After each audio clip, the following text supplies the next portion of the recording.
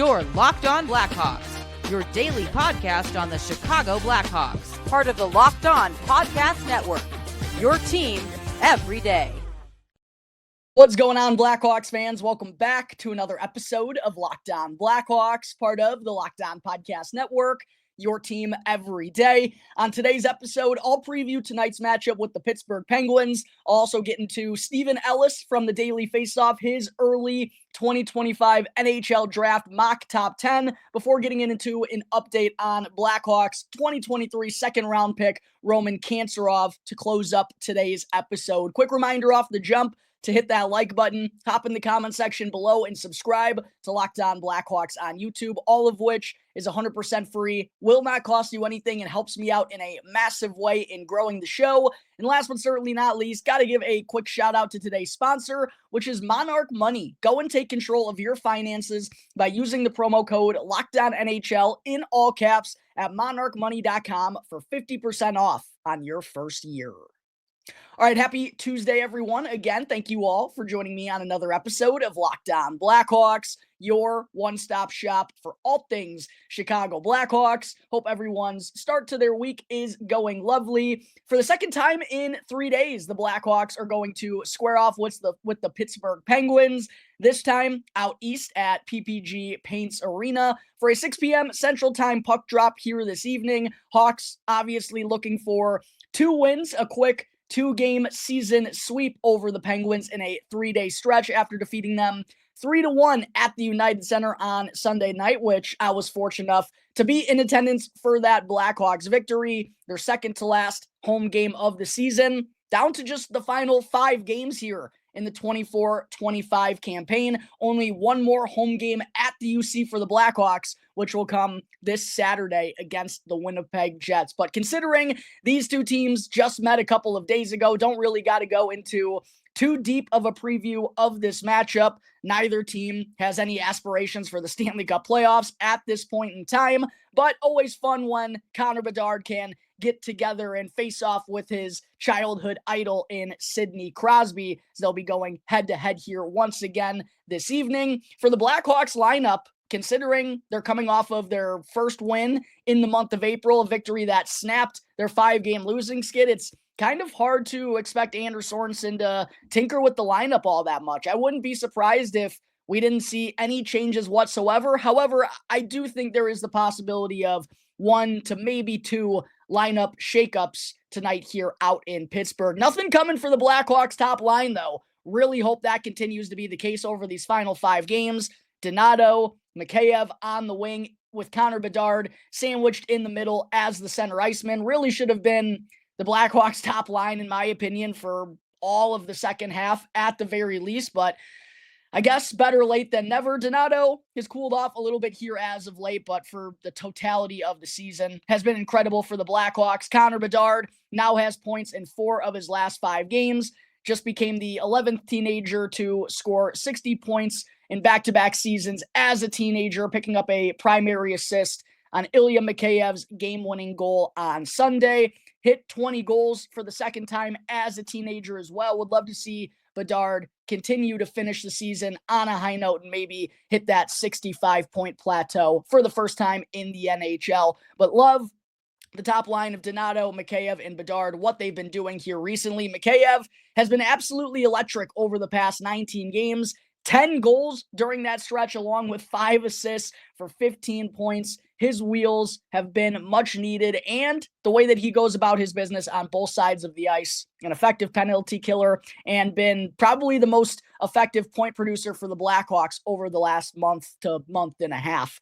As far as the second line, I don't think we'll see any changes there from the lineup that we saw on Sunday. Teuvo Teravainen, Frank Nazar, and Tyler Bertuzzi. I expect them to remain together once again.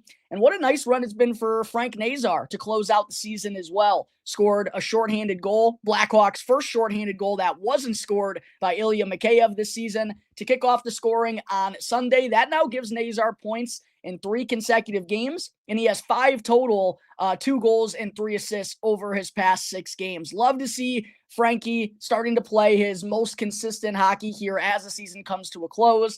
Feels like now that he's played, close to 45, 50 games at the NHL level. He's starting to get more settled and figuring out how to go about things and how to find success against grown men. Hope that continues to be the case here over these final 5 contests. The third line and the fourth line is maybe where we could see Andrew Sorensen switch things up if he does elect to tinker with the lineup here tonight. On Sunday, it was Landon Slaggert, Oliver Moore once again playing the center ice position, and Philipp Kurashev serving as the right wing.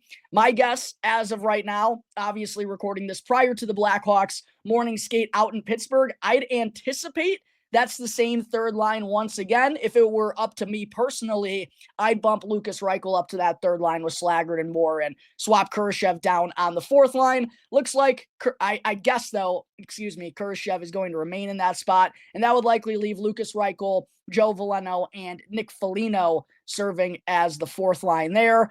Pat Maroon, I guess, is going to be a healthy scratch. So that wouldn't be the craziest thing in the world to see him draw in and maybe Philipp Kurashev come out, as he's someone who is assuredly having his Blackhawks tenure come to an end here in just a couple of days. Defensively for the Blackhawks, I fully expect to see Alex Vlasic and Sam Rinzel as the top pairing for what I believe will be the third consecutive game, maybe even the fourth at this point. But Rinzel, as I talked about on yesterday's show, picked up his first NHL point, getting the secondary assist on Mikheyev's game-winning goal. He's been over 20 minutes of time on ice in each of his 4 NHL games thus far. The skating ability has been super noticeable, the way that he can cover so much ice out there. And I also love, like Artem Levshinov, the aggressiveness that Rinzel plays with whenever he has the puck. He's got at least 5 shot attempts in each of his 4 NHL games thus far, and at least 2 shots on goal in all 4 of them as well. Love to see that mentality. It's been something the Blackhawks have really missed, not only from their blue line, but I think for their team as a whole, just the desire to shoot the puck, make the simple play, get pucks on the cage. Love that Sam Rinzel and Artem Levshinov both provide that mentality from a young age. On the back end, as far as the second pairing, I think we'll see Wyatt Kaiser and Artie Levshinov with one another for, I think this would make the second consecutive game here. I think both of them, with their skating ability, the way that they can get up and down the ice, join in on the rush. I don't know necessarily if they're going to be a long-term pairing together, but I do like giving them the chance to play alongside each other right here, right now. Kevin Korchinski is going to be the really interesting one, Blackhawks fans. It's been a little bit of a struggle for him ever since he's been recalled from the Rockford Ice Hogs. We've seen he and Ethan Del Mastro kind of rotate in and out of the lineup. Even though the Hawks are coming off of a win, I think Ethan Del Mastro is probably getting in the lineup here tonight, and I'd expect him to skate on the third pairing with Connor Murphy. However, Blackhawks fans, one thing to consider, Alec Martinez has not yet returned from that hip injury that he suffered back on March 22nd against the St. Louis Blues. It was actually a double whammy injury sequence for the Blackhawks, as Martinez got injured on the hit, and then Jason Dickinson stands up for his teammate, goes and fights Jake Neighbors, who delivered the hit on Martinez, and then he injures his hand and his season comes to a close. I think the Blackhawks, if Martinez is healthy enough, and I think that probably will happen over these final 5 games, I expect him to get back into the lineup for his final games as a member of the Blackhawks, as he's set to become an unrestricted free agent this summer. I think they'll probably get him back in the lineup for 1, 2, maybe even 3 of these final 5 games. We'll see if he's healthy enough to return tonight. We'll see if Ethan Del Mastro winds up drawing in for Kevin Korchinski, as I expect. And we'll see if Spencer Knight continues to get the starts in between the pipes. I do expect, with Knight having started last Friday against Washington, Sunday against Pittsburgh, even though he now has 2 games with a plus 920 save percentage in his last 3 starts, I do think this is a time to get Arvid Soderblom a spot start, even though it's really been a struggle for him since the Four Nations face-off. Looking at Soderblom's numbers, he's lost each of his last 5 starts. 2 of them, though, have come in overtime. But in 4 of those 5 games, he's had a save percentage below .850. It's been a struggle for Arvid Soderblom. Maybe this is a get-right spot for him tonight in Pittsburgh. I think it makes sense after Spencer Knight's been been going a lot here consistently as of late to get Arvid Soderblom an opportunity here tonight on the back end of this quick home 2-game series with the Penguins. But there is everything you need to know before the puck drops this evening out at PPG Paints Arena. Again, a reminder, it's a 6 p.m. Central Time puck drop here this evening. Coming up in just a moment, Blackhawks fans, I'll get into an early mock draft from Steven Ellis of the Daily Faceoff.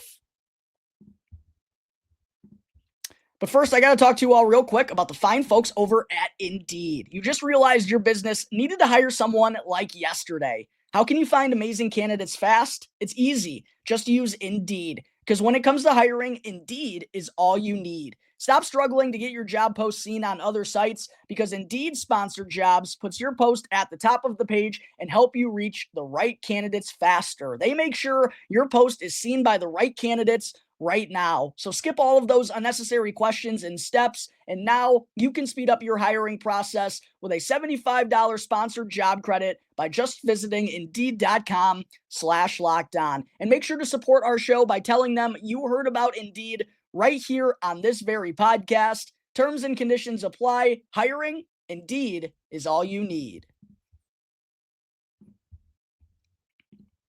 Segment 2, as we are now just about 2 months away from the 2025 NHL Draft, Blackhawks fans, we're also getting down to the nitty-gritty here in the regular season and the Tankathon standings, which, by the way, I will be getting into an update on that during tomorrow's episode following tonight's matchup with the Pittsburgh Penguins. Unfortunately, or fortunately, depending on what side of the coin you want to end up on, the San Jose Sharks blew a 1-0 lead in the third period last night to the Calgary Flames. Blackhawks obviously netted 2 points on Sunday night against the Pens. I'll talk about where that has them in the Tankathon standings come tomorrow afternoon. But with the NHL Draft on the horizon, Blackhawks fans, I've started to see a couple of different little mock drafts pop up in the hockey community. And I recently saw one from Daily Faceoff prospect analyst Steven Ellis, who joined Frank Saravalli on his Daily Faceoff podcast and went through his 2025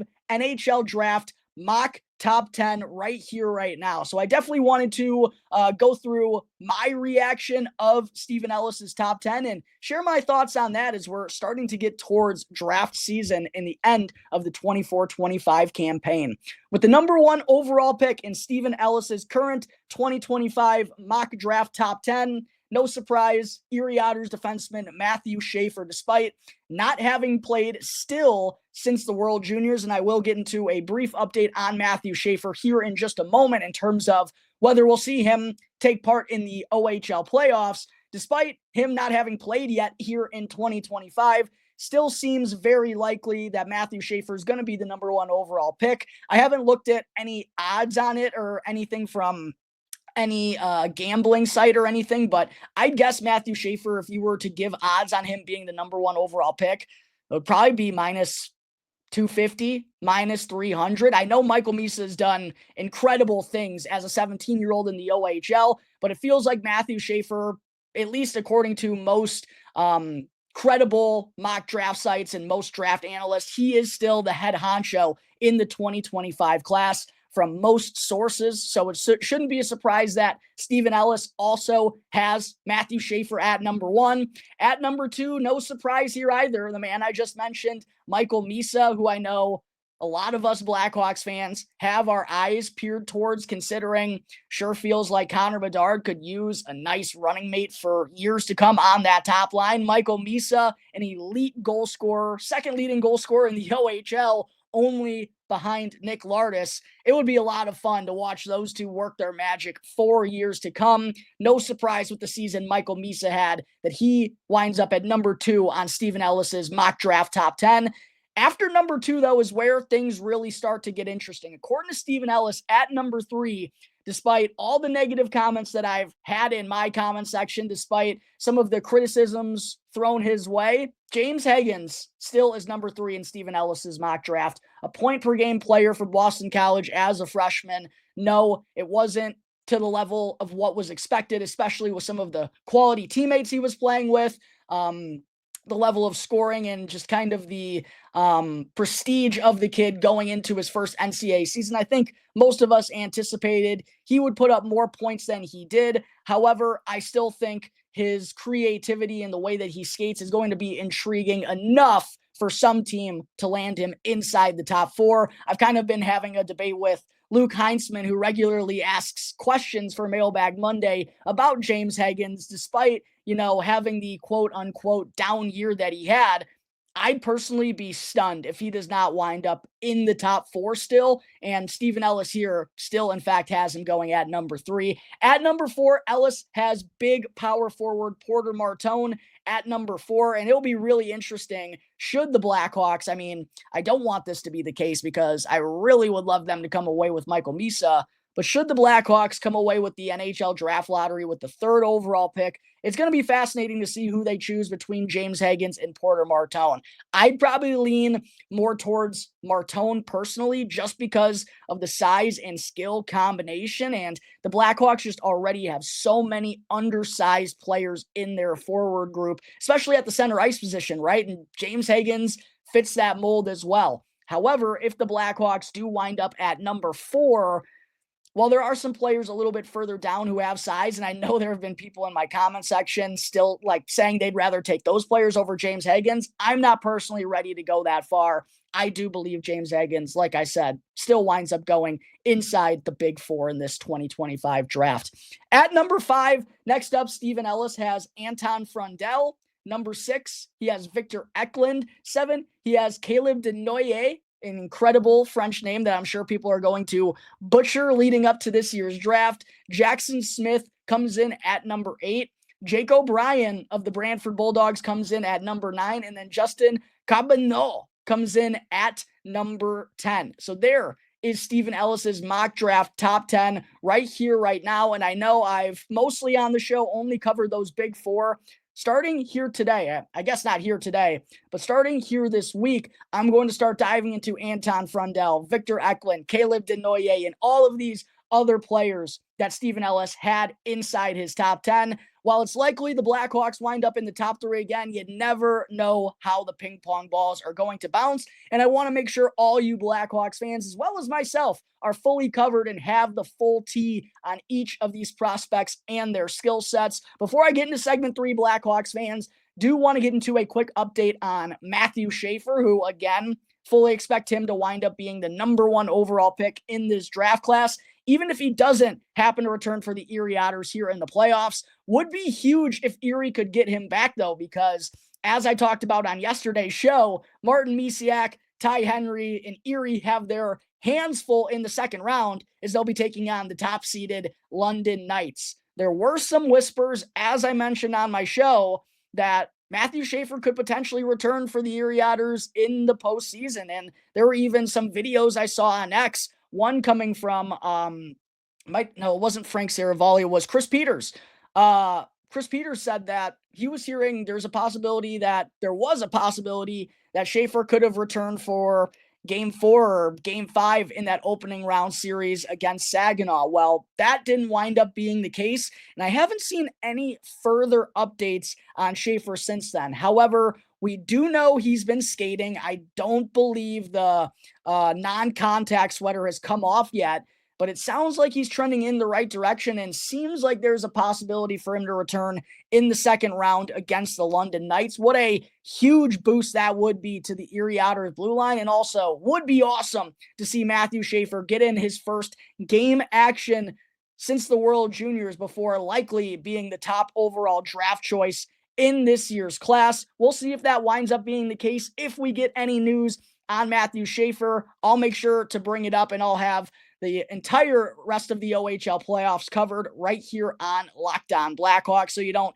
miss out on what any Blackhawks prospects in the O are doing at the most important time of the season. But there is an early 2025 mock top 10 from Steven Ellis of the Daily Faceoff as more mock drafts continue to roll out here, Blackhawks fans. I'll continue to cover them and share my reaction on the show. Coming up in just a moment before I close out today's episode, I still got to get into a quick update on Blackhawks 2023 second round pick, Roman Kantserov.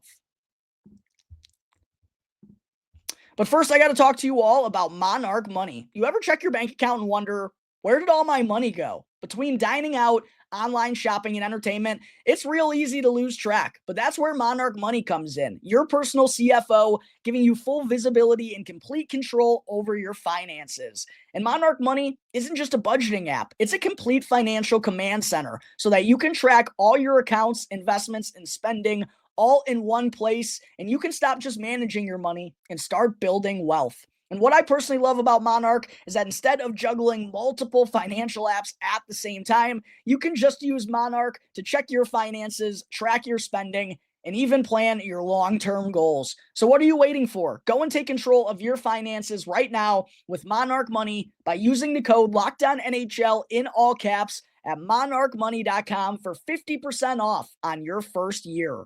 Again, that's monarchmoney.com with our code LOCKEDONNHL in all caps, and you'll get 50% off on your first year with Monarch Money. Back here on the Locked On Blackhawks podcast, part of the Locked On Podcast Network, your team every day. Briefly wanted to say thank you to everyone for making Locked On Blackhawks your very first listen every single day. Now, for your second listen, make sure to go and check out Locked On NHL Game Night. Every game, every night, until a Stanley Cup champion is crowned, go and get local analysis on a national scale with Locked On NHL Game Night. And you can find Locked On NHL Game Night right now on YouTube or wherever you may be listening to your podcasts. Segment 3, after helping Metallurg win the Gagarin Cup last year, unfortunately, Blackhawks 2023 second-round pick Roman Kantserov and his KHL squad had their season come to a close over the weekend when they were knocked out of the first round of the KHL playoffs. Season has now come to an end for Kantserov. In 6 total playoff games, only wound up tallying 2 assists. Not the run he nor Metallurg were looking for as they were trying to be back-to-back Gagarin Cup champions. Kantserov really kickstarted his strong play this season in the KHL with an excellent postseason last year. He only tallied 15 points, 8 goals, and 7 assists as a 19-year-old in his first full-time season in the KHL, but the playoffs is really where he turned everything around, took on a larger role, nearly had more points in 23 playoff games than he did in 50-plus regular season games, was just getting more of an opportunity, and really that was his coming out party in that league. And he was able to capitalize off that momentum and have a phenomenal regular season, especially at the start. Roman Kantserov was blazing hot out of the gates this year, kind of cooled down in the second half of the year, but all things considered, a really solid 20-year-old season in the KHL, one of the best professional leagues in the world. Wound up tallying 13 goals and 25 assists for 38 points in 47 KHL games this year. Again, wasn't the point per game number that I thought he was potentially going to reach, considering how well he started the season, but still wound up being third in the entire league in U23 point production, also was 5th in U25 point production, and isn't going to turn 21 until the start of next season in September. And Kantserov does have one more season left on his KHL contract, so really hoping he's going to hit the weight room hard here in the offseason as an undersized player. That's definitely one thing he's going to have to work on, is get stronger, especially if he wants to come over to North America, as we're all hoping for. But really hope he can build off of this strong 20-year-old season and get to that point per game number. And again, what we're hoping will be his final season over in Russia before coming over to North America. Didn't really seem like there were any concerns about Kantserov potentially not making that decision whenever his contract comes to a close. Seems like from all the sources around the Blackhawks that are familiar with Kantserov, they expect him to make the leap over to North America when next season comes to a close, but should be playing a massive role for that Metallurg team next year. I mean, he was on the top line for most games in the second half of the season. I'd expect a similar opportunity for him as a 21-year-old next year. And again, hopefully he could get over that point per game hump in his final season of the KHL, build off of that momentum, and come over to Chicago with a little bit of a chip on his shoulder and some positive momentum. I really believe Roman Kantserov, even though he is another undersized Blackhawks forward, 5'9", 5'10" winger. He's got some good muscle on him, listed at about 190 pounds. Looks like he's a kid who's in physically good shape. And the wheels that he plays with, the overall offensive recognition too. I think he's got good goal scoring and playmaking ability. Like his dynamic offensive makeup, along with the speed that he has.